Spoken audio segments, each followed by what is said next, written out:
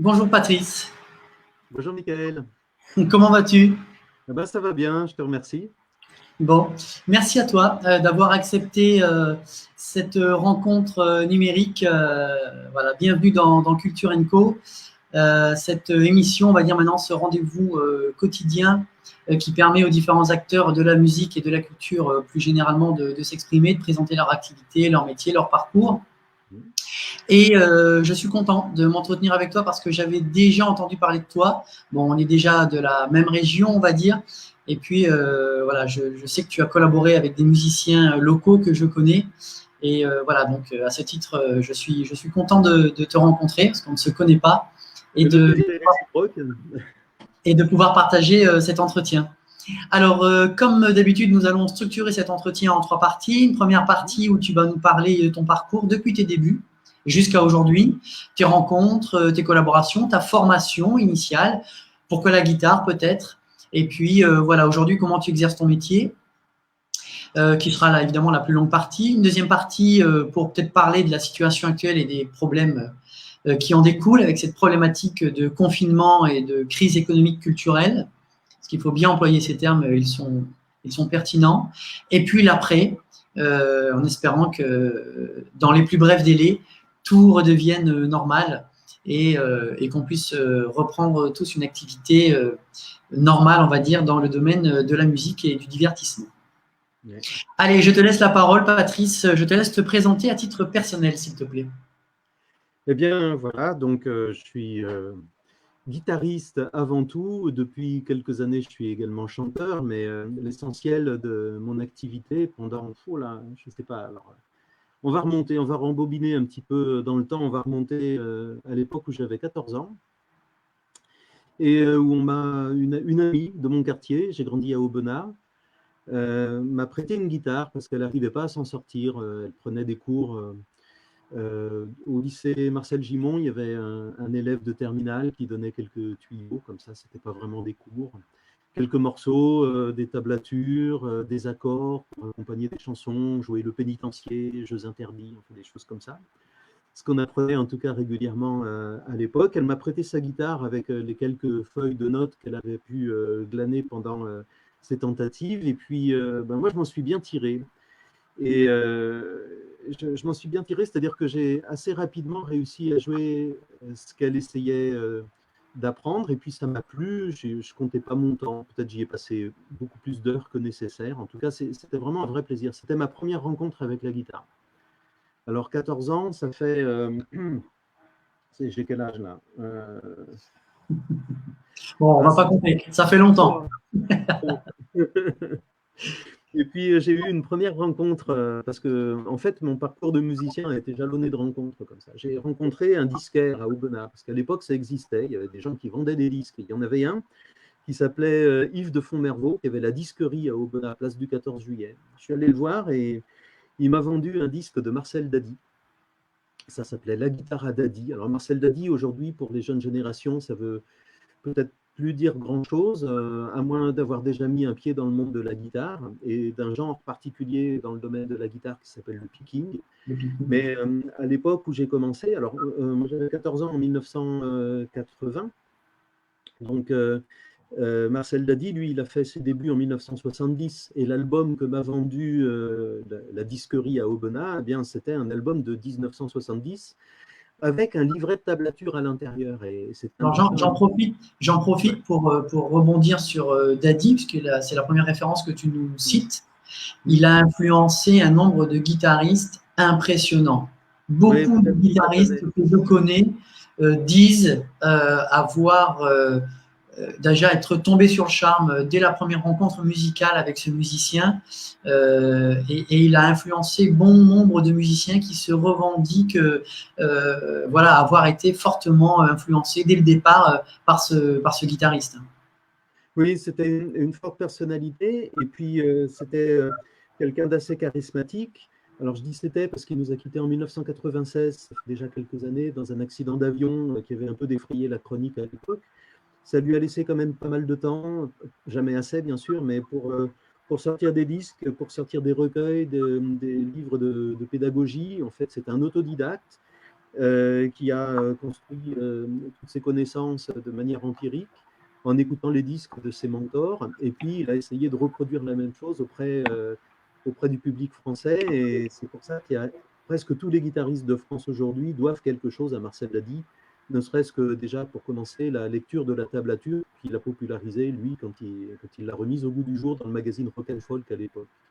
Donc ensuite, est-ce que tu as pris des cours, tu as suivi des formations ou tu es vraiment un autodidacte de la guitare? Ça s'est fait en 2 temps. En fait, je suis vraiment un autodidacte, c'est-à-dire que je savais jouer, je savais vraiment jouer. Jusqu'en 1990, je jouais des pièces qui étaient très compliquées, des pièces de picking qui étaient très compliquées. Et puis, j'essayais de développer mes compétences aussi dans d'autres domaines, un petit peu d'improvisation, un petit peu de blues, un petit peu de jazz. Mais tout ça uniquement en lisant des livres, en écoutant des disques. J'aimais bien la bossa nova, j'aimais bien le classique. Donc j'ai touché à tout, un petit peu à tout. Est-ce que tu peux nous préciser pour les gens qui ne seraient pas guitaristes ce qu'est le picking à la guitare, cette technique guitaristique? Oui, voilà, c'est effectivement une technique plus qu'un style. C'est une technique qui consiste à utiliser les doigts de la main droite pour faire un travail polyphonique, c'est-à-dire plusieurs sons en même temps. Mais c'est une distribution qui est assez rigoureuse, c'est-à-dire que le pouce joue l'accompagnement sur les cordes graves de la guitare et les autres doigts eh bien, égrènent sur les 3 cordes les plus aiguës de l'instrument la ligne mélodique. Donc on a l'impression d'entendre 2 guitares qui jouent ensemble. C'est un jeu très riche. Alors on peut l'apparenter à la guitare classique qui aussi joue une ligne basse et une ligne mélodique, sauf que le registre, le répertoire choisi pour jouer du picking, c'est pas de la musique classique, c'est au contraire des musiques actuelles ou des musiques populaires ou du jazz ou du blues, enfin voilà. Et c'est une technique qui est née à la fin du 19e siècle. D'accord. Ok, donc un autodidacte, tu as dit jusqu'à… Ouais, 90. Et puis à l'époque, j'étais professeur d'anglais et sous l'impulsion de Marcel Dady, puisque j'ai eu à ce moment-là le plaisir de faire sa connaissance et de commencer à travailler avec lui, non pas en tant qu'élève, mais en tant que duettiste, eh bien, je me suis lancé dans la musique à corps perdu. J'ai arrêté l'enseignement de l'anglais et j'ai suivi une formation professionnelle à Jazz Action Valence, donc pas très loin ici. Voilà, à Jave, auprès de Gilles Trial, qui est maintenant au Conservatoire de Montélimar, mais qui à l'époque était le prof de guitare et d'harmonie de Jazz Action Valence. Et j'ai passé une année entière là-bas à mettre un nom sur ce que je savais déjà faire finalement, mais ça m'était très utile parce que je voulais continuer à donner des cours. Donner des cours, ça m'a toujours intéressé. Je le faisais en anglais, je me suis dit pourquoi pas le faire en guitare. La pédagogie, c'est une dimension qui m'est essentielle. Donc, Même si parallèlement à ça, je faisais des concerts aussi. déjà, tu jouais. Donc, le fait de suivre une formation à Jazz Action Valence avec Gilles Trial, ça t'a permis de, comment je vais te dire ça, de codifier un peu ce que tu savais déjà faire, c'est-à-dire mettre des noms sur des accords, sur, je sais pas, des modes, des gammes, de l'improvisation, de codifier un petit peu ce que tu savais déjà faire, c'est ça? Exactement, parce que tout ça, je l'avais découvert. J'utilisais peut-être pas tout, mais la théorie m'intéresse. Je suis un petit peu universitaire dans ma démarche. Toujours, j'aime bien potasser et puis voir comprendre les tenants et les aboutissants de toutes les choses.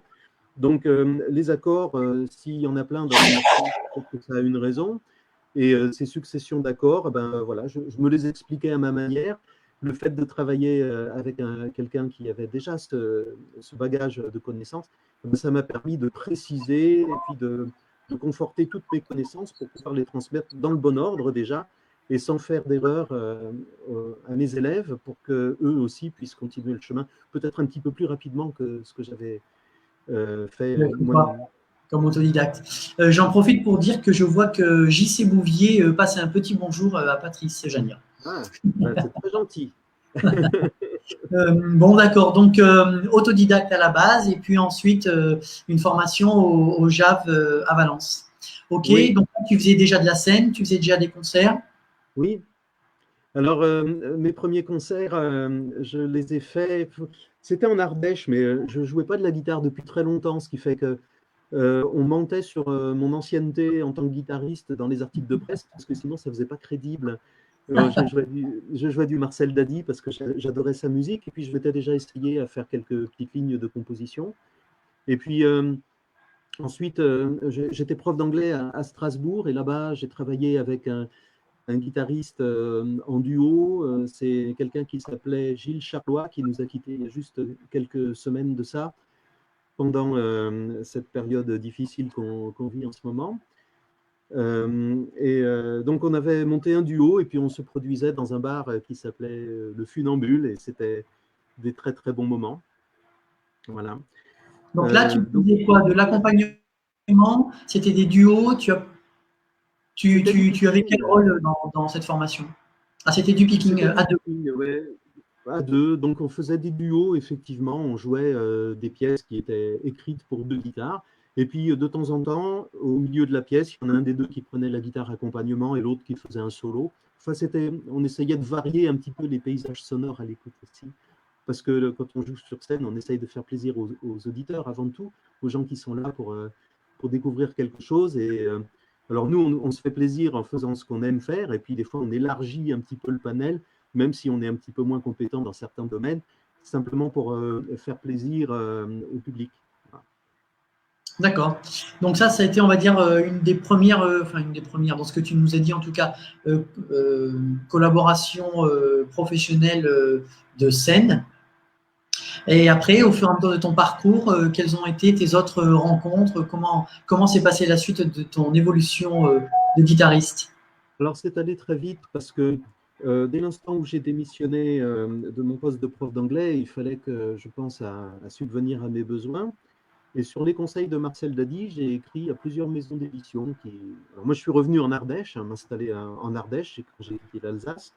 Et j'ai écrit à Paris à plusieurs maisons d'édition. Il y en a une à Clamart qui s'appelait Hit Diffusion. Et je leur ai proposé mes services en tant que transcripteur. Comme j'avais fait des progrès en harmonie, et puis en fait, j'ai fait un petit peu plus que des progrès en harmonie. J'ai poussé très très loin ce domaine-là parce que c'est un petit peu, comment dire, c'est la mécanique de précision, c'est l'horlogerie de la musique, l'harmonie. Quand on connaît un petit peu les rouages de l'harmonie, on arrive à démanteler, à reconstituer à peu près tout et n'importe quoi en musique. On peut écouter une pièce classique et puis comprendre comment ça fonctionne. Et c'était cette compétence-là que je voulais mettre au service des maisons d'édition. Et très rapidement, dès 1993, j'ai été sollicité par Hit Diffusion pour travailler avec Jean-Jacques Goldman sur des recueils de tablatures, justement, à destination des guitaristes. D'accord. Donc, c'était une très belle rencontre. Ça s'est fait chez lui, dans sa maison, à Montrouge à l'époque. Et voilà, ça c'était donc en 1993, j'avais des cheveux.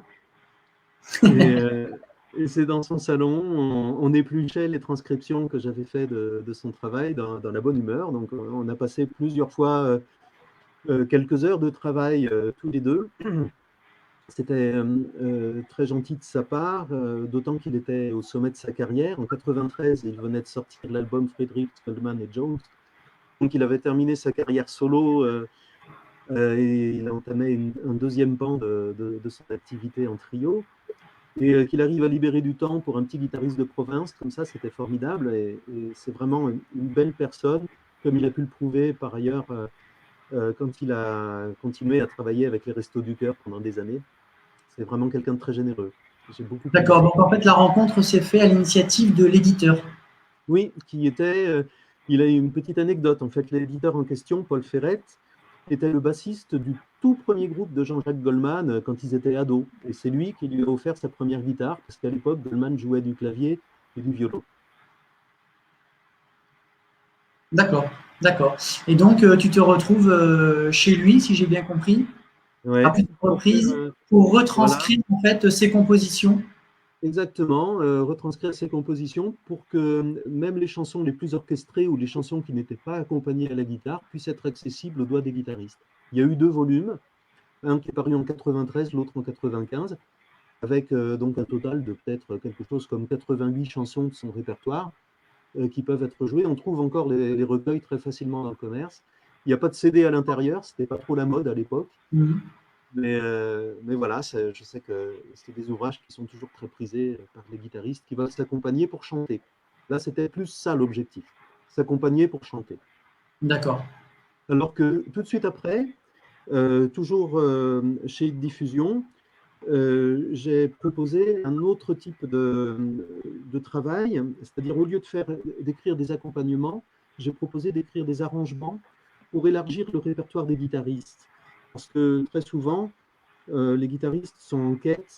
À l'époque, c'était bien plus vrai qu'aujourd'hui, où il y a Internet et il y a tout à portée de la main. Mais à l'époque, c'était beaucoup plus rare. Internet n'était pas aussi développé qu'aujourd'hui. Et quand les guitaristes voulaient jouer quelque chose, des fois, ils bataillaient pour trouver les partitions ou pour trouver des versions guitare qui soient satisfaisantes. Et j'ai la chance d'avoir, parmi les gens que j'ai rencontrés, c'est toujours des rencontres, la vie, un luthier formidable qui s'appelle Franck Cheval, qui habite à côté de Romans, et que j'ai connu d'ailleurs. Connu des guitaristes. Oui, très connu, c'est la superstar des luthiers en France. Et je l'ai connu en 89 quand il a livré une guitare à Marcel Dady d'ailleurs qui s'appelait Princesse, une guitare avec du nacre de la nacre sur le manche. Et puis c'est comme ça aussi que Francis Cabrel avait repéré son travail. Et c'est comme ça que la rencontre quelques années plus tard s'est faite chez Franck Cheval. J'ai rencontré Francis Cabrel et je lui ai joué quelques versions guitare de ses chansons que j'avais adaptées pour les jouer sur scène. C'est-à-dire qu'au lieu de chanter Petite Marie, par exemple, eh bien, je jouais Petite Marie comme le ferait un guitariste classique si la partition existait. Et comme elle n'existait pas jusqu'alors, eh bien, c'est moi qui l'ai écrite. Parce que voilà, j'avais cette gourmandise-là. Je voulais jouer des chansons, mais je ne voulais pas les chanter. Et là, voilà, ça a donné naissance à ce recueil qui s'appelait Voyage en guitare, qui est sorti en 98 avec une présentation, un petit mot de dédicace de Cabrel que je remercie vraiment de sa gentillesse et de m'avoir permis de faire ce travail en collaboration. Et ce travail s'est reproduit à 3 reprises, donc pour Voyage en guitare, un peu plus tard pour Hors Saison, où j'ai transcrit l'intégralité de l'album, et un petit peu plus tard, à nouveau, mais chez un autre éditeur, aux éditions Henri Lemoine, pour un autre travail d'arrangement d'autres chansons, voilà, pour que les guitaristes puissent jouer tous ces morceaux voilà, de manière un peu différente. D'accord. Avec Cabrel, on se voit encore de temps en temps parce qu'il habite à Stafford et il se trouve qu'à Stafford, c'est un endroit où se réunissent régulièrement des guitaristes passionnés de picking et puis passionnés de musique instrumentale de manière générale. D'ailleurs, Jean-Claude, qui a tout à l'heure passé un petit bonjour, eh bien, participe assez régulièrement à ces rencontres. Donc, les rencontres de guitare d'Astafor auxquelles Francis Cabrel vient rendre visite régulièrement avec une guitare à la main, souvent, où il est très content de ne pas être trop sollicité pour des autographes à tire-larigot, mais simplement de sortir la guitare et de partager un petit peu de musique avec d'autres passionnés. Oui, les rencontres d'Astafor sont très connues dans le milieu des guitares. Voilà. Ok, donc ces rencontres, elles se sont faites via l'éditeur, hein, à chaque fois là aussi, sauf erreur de ma part, c'est ce que tu viens de dire. C'est toujours des maisons d'édition qui m'ont proposé de rencontrer des artistes pour faire un travail autour de leur musique. Ou alors, moi, j'avais envie de travailler avec certains artistes et je proposais à la maison d'édition qui disait oui ou non. Alors, par exemple, ils ont dit oui pour une proposition artistique que je leur faisais autour de la musique de Maxime Le Forestier, ce qui m'a permis de le rencontrer également.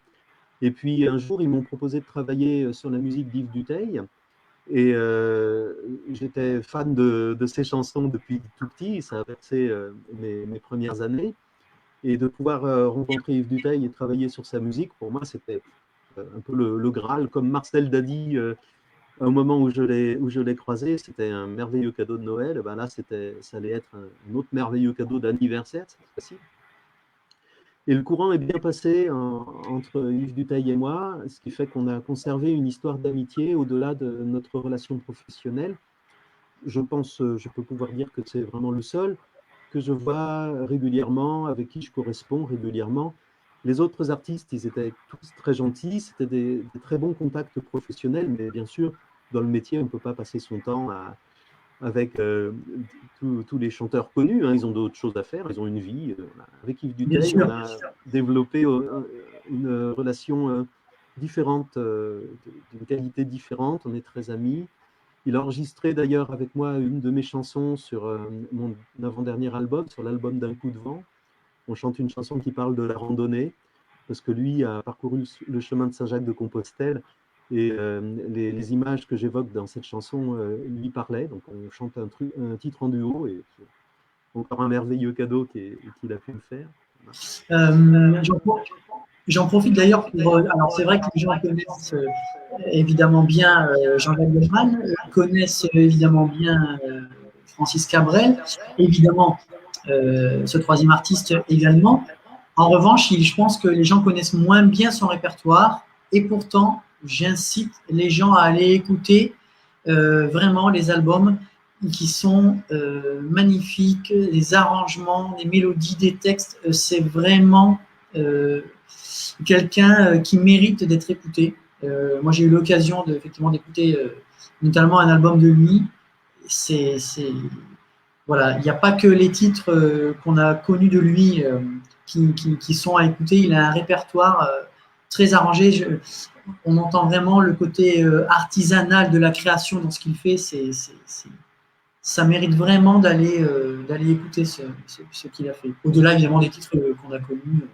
Oui, tout à fait. Bon, moi, j'estime jamais qu'il faut défendre l'image de qui que ce soit. Chacun est assez grand pour se faire sa propre idée, mais c'est vrai qu'en ce qui concerne Yves Duteil, malheureusement, on connaît surtout Le Petit Pont de Bois, Prendre un enfant, et puis voilà, ça s'arrête à ça. Il a fait des chansons qui sont beaucoup plus impliquées politiquement. Il a pris des positions aussi. Alors, bon, son côté politique, c'est ne serait-ce que le fait qu'il ait été maire de son village pendant plusieurs mandats. Maintenant, il ne l'est plus et il s'est mis un petit peu au vert parce qu'il avait quelques petits problèmes de santé qui l'ont obligé à se mettre un petit peu plus sur la réserve. Mais il a, parmi ses chansons, par exemple, La Tibétaine, c'est une chanson qui parle de l'oppression de la Chine sur le Tibet.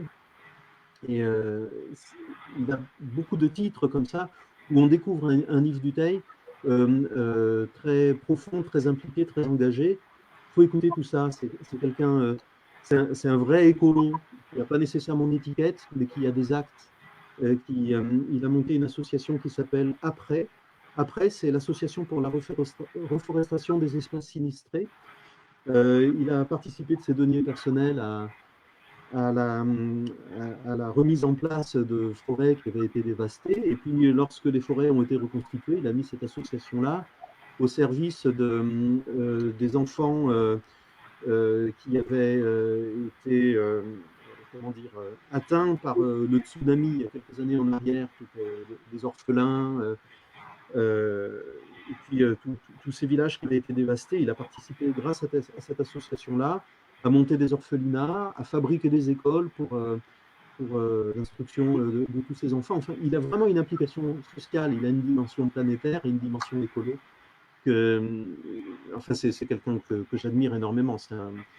Si on doit s'inspirer de ses mentors, je pense que Yves, c'est celui dont je m'inspire le plus. Et ça se ressent sans doute aussi un peu dans mes chansons, quelque part, et je le revendique au fort. Je n'ai pas eu honte par rapport à ça. Est-ce que tu peux nous parler de cette photo? Oui, alors ça, c'est aussi un excellent souvenir avec deux artistes. Celui qui, sur l'écran, se trouve le plus à gauche, un peu de profil, s'appelle Vincent Mapsil. C'était le chanteur du groupe Imago, qui est un groupe qui est né en Ardèche, un groupe de chanteurs parisiens qui est né en Ardèche. Imago n'a pas fait une grosse carrière sur le devant de la scène. Ils ont juste eu un tube, peut-être dans les années 70, qui s'appelait Dernier Voyage. Et puis, il continue à chanter. Maintenant, bon, il est retraité, il chante un petit peu moins, mais c'est un personnage haut en couleur. Il est à côté du grand monsieur habillé avec un t-shirt vert qui s'appelait Alain Giroux, qui habitait Montélimar, et un grand guitariste de blues qui a publié énormément de disques, énormément d'ouvrages, des DVD, des cassettes vidéo pour enseigner le blues acoustique. Et il nous a quittés il y a 2 ans déjà. Je l'aimais beaucoup, c'était une vraie source d'inspiration lui aussi. Moi, je suis assis sur la chaise parce que je n'avais pas de sangle à ma guitare, c'est pas parce que j'étais fatigué. Et cette photo a été prise à Dakar, dans le village du Club Med à l'époque, qui accueillait une exposition de tableaux qui représentaient la guitare de manière détournée. En fait, c'était des tableaux, c'était des dessins où, par exemple, on voyait une guitare électrique qui était transformée en poteau électrique, et il y avait des fils électriques comme ça qui partaient des mécaniques vers une autre guitare électrique. Il y avait une guitare de face, on voyait le trou de la guitare qui s'appelle la rosace, avec deux oreilles de chat et un oiseau posé sur une des cordes. C'est Thierry Lamouche qui avait réalisé tous ces dessins, et il faisait une exposition à Dakar, et nous, on venait l'illustrer musicalement pendant une semaine. C'était des vacances musicales. D'accord. Donc, de jolies rencontres hein, sur ton parcours. Oui. Alors, tu enseignes aussi? Oui, j'enseigne, j'anime des stages depuis 1998. Je donne des cours donc depuis 1991. Alors, les cours, j'en donne peut-être un petit peu moins qu'à une époque parce que j'ai beaucoup d'activités en écriture musicale. Les répétitions me prennent aussi du temps. Les stages de guitare, j'essaye d'en faire 2 ou 3 dans l'année. J'anime également maintenant un atelier d'écriture à destination de la chanson, parce que j'ai été formé aussi pour ça. Et puis, l'écriture du texte, c'est un aspect qu'il ne faut pas négliger quand on aime la chanson. Il y a des techniques pour ça, et c'est Xavier Lacouture qui m'a formé à ça. J'ai pris quelques cours avec lui. En fait, j'ai participé à des ateliers qui s'appellent les chemins d'écriture à la Manufacture Chanson à Paris. Et les 2 derniers ateliers étaient pour me former justement à en animer moi-même. Donc, je fais ça aussi depuis 3 ans. Et puis, j'interviens parfois dans des conservatoires ou dans des écoles de musique pour parler de l'histoire du picking. Parce que je suis également auteur d'une méthode de guitare picking. Et la perspective historique, elle permet aussi de crédibiliser un style qui est souvent amalgamé à la musique moderne. Et moi, je ne voudrais pas en fait qu'il y ait de barrière entre les styles de musique. Je pense que ce style-là existe, comme plein d'autres styles actuels, dont je serais bien incapable de parler d'ailleurs parce que je me suis bien concentré sur la guitare. Mais tous les styles ont leur histoire et leur ancrage dans l'histoire de la musique. Le picking en fait partie. Et je suis là pour parler de quelque chose de peut-être un petit peu méconnu auprès des gens dont la musique va peut-être devenir le métier un jour. Donc, susciter des vocations, on va dire. Peut-être. Ouais. Donc, tu donnes des cours uniquement de guitare. Alors, j'ai compris que tu faisais des interventions aussi pour parler de l'histoire du picking et autres. Est-ce que, par exemple, tu ne ferais que des cours de solfège, d'harmonie ou d'arrangement même, ou vraiment tu axes ça sur la guitare? Alors j'axe vraiment le travail sur la guitare parce que je m'inspire un petit peu de mon parcours, et pour avoir plus de facilité à transmettre. Euh, voilà mes 2 manières, mes 2 approches qui coïncident. En fait, quand on apprend des morceaux, on est souvent confronté à des difficultés techniques. J'ai été confronté à des difficultés techniques ou à des difficultés d'ordre théorique, un manque de compréhension de ce qui constitue un morceau. Et puis, ça permet pas, quand on manque d'informations, ça ne permet pas vraiment de mémoriser une pièce ou de limiter les erreurs si on essaie de se remémorer un morceau qu'on a travaillé il y a quelque temps. Donc, ces erreurs-là, moi, j'ai mis du temps à les surmonter. Et cependant, je suis maintenant à même de pouvoir donner les explications au fur et à mesure de l'apprentissage. Donc, on est sur l'instrument avec l'élève, mais je lui donne tout de suite les éclairages qui vont lui permettre d'appréhender la pièce de manière plus rapide, plus efficace, plus musicale, de mieux la retenir, de mieux la comprendre et de mieux poursuivre son apprentissage à partir de là. Alors, D'accord. je suis également auteur de plusieurs ouvrages, 2 ouvrages sur l'harmonie pour les guitaristes et un ouvrage pour initier les gens à la composition. D'accord. Ah, et là, on a la pochette d'un album. Ça encore, c'est des rencontres. Alors, c'est sur cet album-là que je chante en duo avec Yves Duteil. La chanson marché. Et l'album en lui-même, d'un coup de vent, c'est mon album le plus orchestré. Je suis accompagné par un batteur qui s'appelle Antoine Manina, par un bassiste qui s'appelle Jean-Christophe Jaudry et par une multi-instrumentiste qui s'appelle Marie Liébi, avec qui je travaille encore régulièrement. Alors bien sûr, je chante, je joue de la guitare. Sur cet album-là, c'est un album de chansons. Et la pochette a été réalisée par un peintre. Comme la plupart de mes pochettes, d'ailleurs, j'ai toujours sollicité des artistes qui sont dans le domaine de la peinture ou du dessin pour que le CD reste un bel objet. On est dans une époque où tout est virtuel. Maintenant, on télécharge la musique en MP3. Donc, ces albums-là sont disponibles de toute façon aussi en MP3. Mais pour ceux qui aiment les beaux objets, pour ceux qui aiment les belles couvertures, les beaux cartonnages, ça a un rendu particulier également, le fait de toucher. Moi, je suis encore d'une génération où on aime bien les vinyles. Voilà, on a des beaux objets dans les mains. Et ça, c'est un bel objet. Abi Gedeon, peintre éthiopien qui habite sur Aubenas également, qui m'a réalisé cette belle jaquette. D'accord. Bon, donc joli parcours, à la fois avec de belles rencontres, à la fois la volonté de se former. Je t'ai entendu plusieurs fois dire j'ai pris des cours là avec telle personne, donc une volonté aussi de progresser, d'avancer dans la maîtrise à la fois de son instrument et puis de la musique, on va dire, de l'harmonie, et puis de l'improvisation et de la composition, puisque tu composes aussi des titres et des chansons. J'allais dire, tout allait bien jusqu'à il y a 2 mois. Et puis, on se retrouve il y a 2 mois avec voilà, cette crise musicale. Qu'est-ce que ça a changé pour toi et comment tu as vécu cette période et comment tu la vis encore d'ailleurs, parce qu'elle n'est pas terminée? C'est très compliqué. Alors, évidemment, je ne veux pas me faire le porte-parole de toute la profession. Je vais simplement parler de mon cas particulier. Je vais d'abord revenir sur 2 choses qui sont un petit peu les moteurs de ce qui a pu me motiver pendant cette période-là pour essayer de rebondir.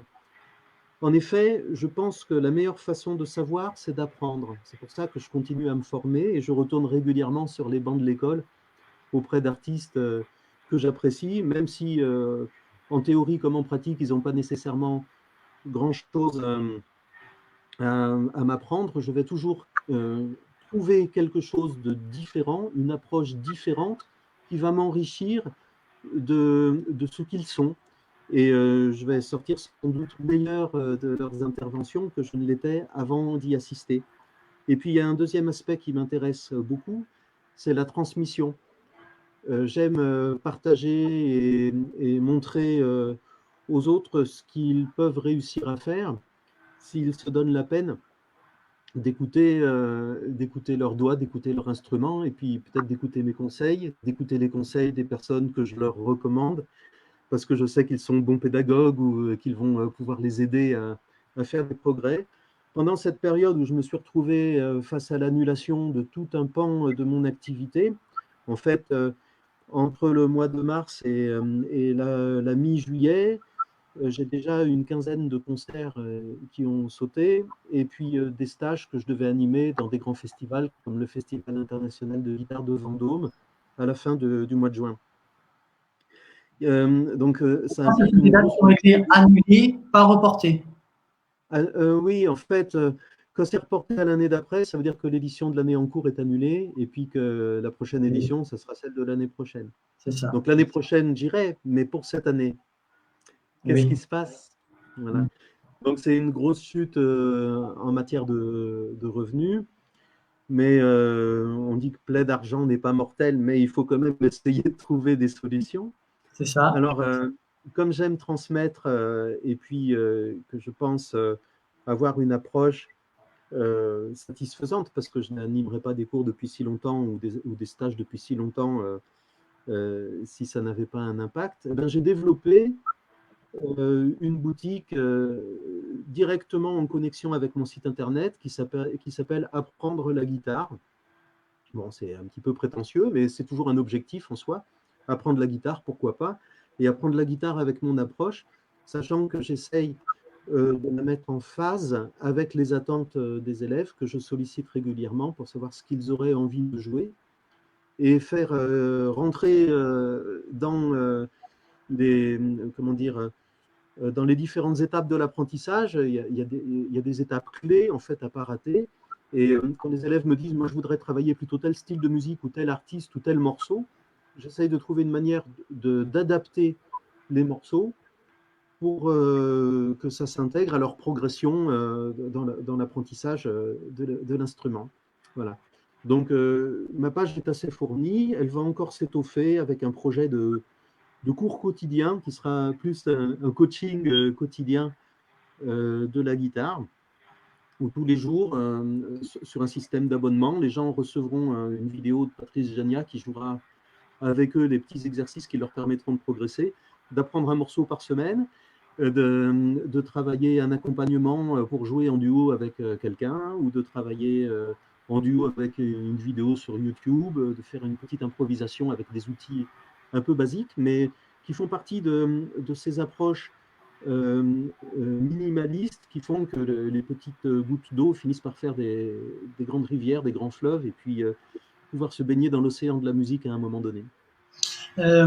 Encore une question sur ton apprentissage personnel. Alors, j'ai bien senti aujourd'hui ta vocation à vouloir transmettre avec tout à la fois ce que tu sais et puis tout ce que tu as mis en place, à la fois en termes de méthode pédagogique, parce que j'ai bien compris que la pédagogie aussi faisait partie de ton attention, et puis évidemment tous les recueils que tu as édités et que tu as publiés,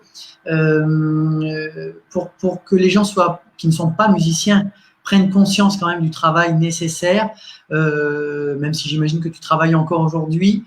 Combien d'heures de guitare par jour dans la période la plus faste, on va dire, pour travailler et arriver à ce que tu es aujourd'hui comme guitariste et musicien?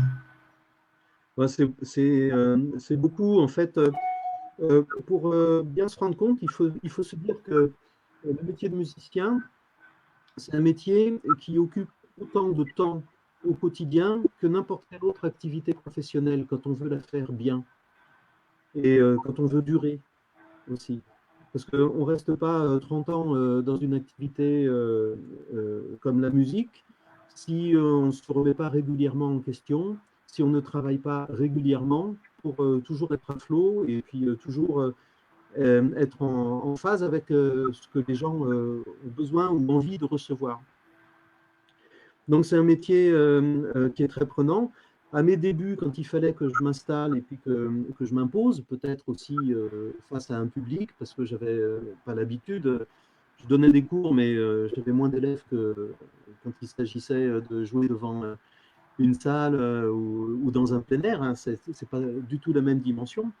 Donc à cette époque-là, pour compenser le trac, il fallait que je travaille beaucoup pour être très sûr de moi sur le plan musical, et je jouais 6 heures par jour, ça pouvait m'arriver 7 heures, 8 heures par jour pour développer mon niveau et le mener à ce qu'il est devenu. Alors aujourd'hui, c'est plus de la guitare d'entretien, je dirais. Une fois qu'on a donné vraiment un coup de collier, on n'a pas besoin de travailler 6 heures par jour toute sa vie. Enfin, ça dépend ce qu'on veut faire, évidemment, derrière. Moi, pour ce que je fais, je m'entretiens, je joue, mettons, 2 heures par jour. J'essaye de le faire vraiment tous les jours. Et puis, parfois, les 2 heures de travail se transforment en 2 heures de répétition quand on aborde la période de concert. Donc, la période d'hiver, c'est plus la création. Et puis, à partir du milieu du printemps jusqu'au milieu de l'automne, c'est les concerts. Il y a la dimension chanson avec l'écriture des textes, le travail de répétition, l'interprétation, l'apprentissage par cœur. Tout ça, c'est beaucoup de choses qui prennent beaucoup de temps. Et puis, quand on est musicien et qu'on vit en Ardèche, on n'a pas nécessairement une grosse production derrière soi qui fait tout le travail de démarchage. Et il faut être un petit peu multicarte, hein, il faut savoir tout faire. Un petit peu de compta, un petit peu de promo, un petit peu d'internet, un petit peu de communication. C'est ça, je suis content de l'entendre dire. Hein. Quand on est musicien professionnel, effectivement, eh bien, la pratique de l'instrument ne suffit pas.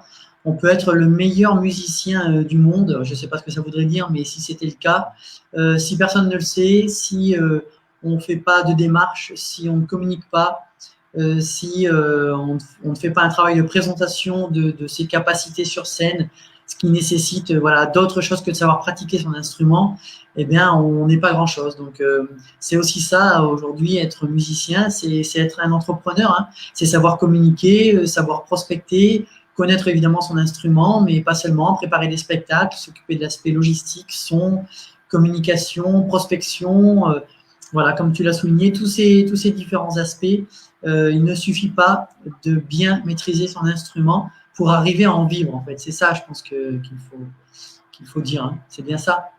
C'est tout à fait ça. Effectivement, faut manier un petit peu tout ça. Il faut faire preuve d'imagination, il faut se renouveler. Alors, faire preuve d'imagination, ça ne veut pas nécessairement dire faire tout et n'importe quoi. Ça veut dire aussi faire des choix, prendre des risques. Et puis, par contre, dès l'instant où on a pris une direction, essayer d'aller jusqu'au bout pour voir ce que ça donne. Parce qu'il ne faut pas oublier que sur un chemin artistique, il y a aussi et avant tout l'artistique, et que le seul moteur de l'artistique, c'est ce qu'on a à l'intérieur de soi. C'est ce qu'on a vraiment envie de faire, ce qu'on a vraiment envie d'apporter. Si on n'est pas sincère et si on n'est pas authentique, on va un peu dans le mur ou alors on n'existe pas vraiment. Mmh.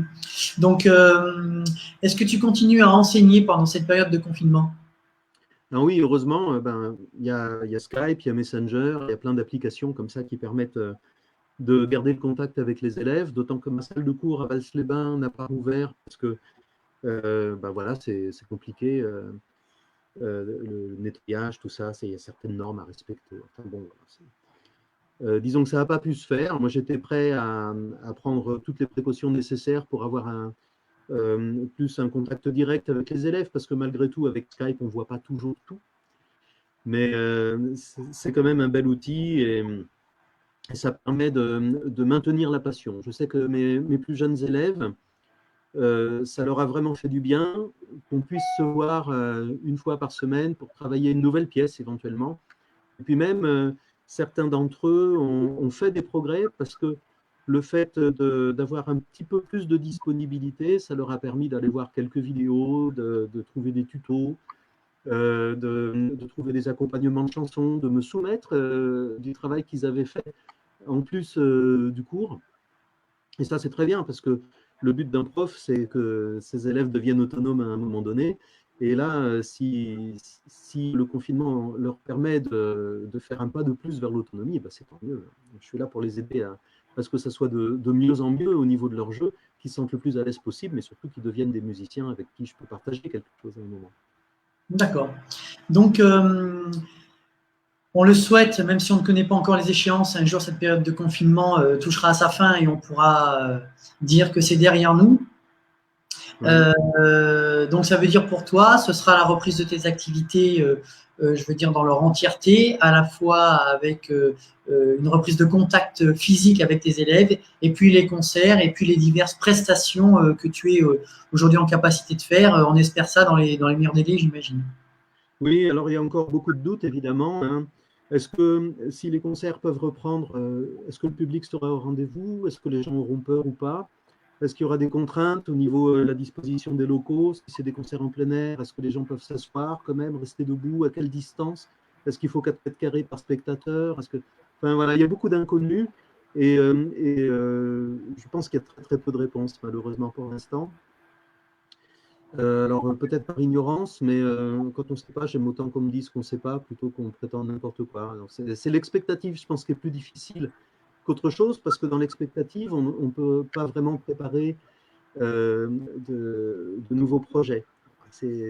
Les projets, pour l'instant, ils sont un petit peu au point mort. Alors, il y a le développement de ma boutique et des cours en ligne qui me prend du temps, c'est bien, ça m'occupe. J'espère que la situation va se décoincer, mais j'aimerais savoir dans quelles conditions assez vite, malgré tout. Et oui, bien sûr. Bon, merci. Merci Patrick, à toi d'avoir pris le temps de nous parler de toi, de ton parcours, à la fois comme musicien débutant, puis confirmé, et puis te permettant par la suite à la fois d'enseigner et puis évidemment de jouer sur scène et de partager des moments. On a vu évidemment des belles rencontres sur ton parcours. J'imagine que tu en feras encore d'autres, évidemment. C'est aussi ça un peu la magie de la pratique de la musique. Je te le souhaite en tout cas. Merci à toi pour cette rencontre et ces échanges intéressants. J'en profite pour dire à ceux qui nous suivent que cet après-midi à 17h, ce sera l'entretien avec une personne qui est manager sur Paris. Voilà, qui a eu la chance d'être manager d'artistes connus. Elle nous présentera ça ce soir, enfin en tout cas à partir de 17h. Encore merci à toi Patrice, et puis écoute, j'espère à bientôt, j'espère qu'on aura l'occasion de se croiser, festival, scène, pardon? En chair et en os. En chair et en os, voilà, c'est ça, plutôt que virtuellement. Eh bien écoute, je te souhaite une bonne continuation, et puis je te dis à très bientôt. Merci beaucoup Mickaël, au revoir. Au revoir.